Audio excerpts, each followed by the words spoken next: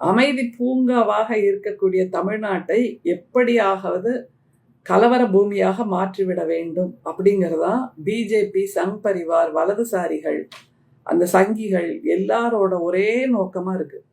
அதற்காக அவர்கள் அத்தனை பேரும் இணைஞ்சு ஒற்றை நோக்கமாக அந்த முருக பக்தர் மாநாடுன்னு ஒரு காவி கும்பல் மாநாட்டை நடத்த துணிந்திருக்கிறார்கள். அதுக்கு உயர்நீதிமன்றம் எத்தனையோ விதமான நிபந்தனைகளை விதித்து தான் அனுமதி அளித்திருக்கிறது. அவ்வளவு தூரம் அவங்க மேல நம்பிக்கை.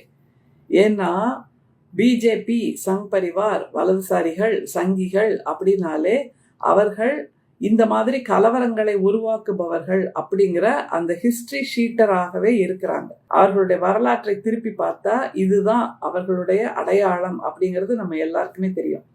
மகாத்மா காந்தியை படுகொலை செய்த நாதுராம் கோட்சே முதல் கொண்டு எல்லோருமே, அவர்கள் பக்கத்திலிருந்து வருகின்ற எல்லோருமே உயிர்கொலைக்கு தயங்காதவர்கள்.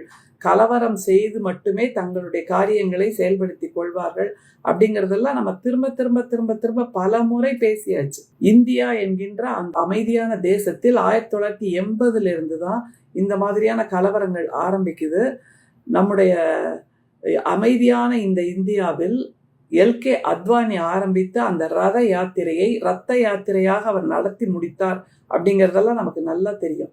பாபர் மசூதி இடிப்பு வழக்கு, அதை கரசேவை என்கின்ற அந்த சம்பவமாக மாற்றி அதன் மூலம் எத்தனையோ பேரை கொன்று குவித்து அவர்கள் உயிரை பணயமாக வைத்துதான் அந்த இடத்தில் ராமர் கோயிலை கட்டியிருக்கிறார்கள் அப்படிங்கிறதும் நமக்கு நல்லா தெரியும்.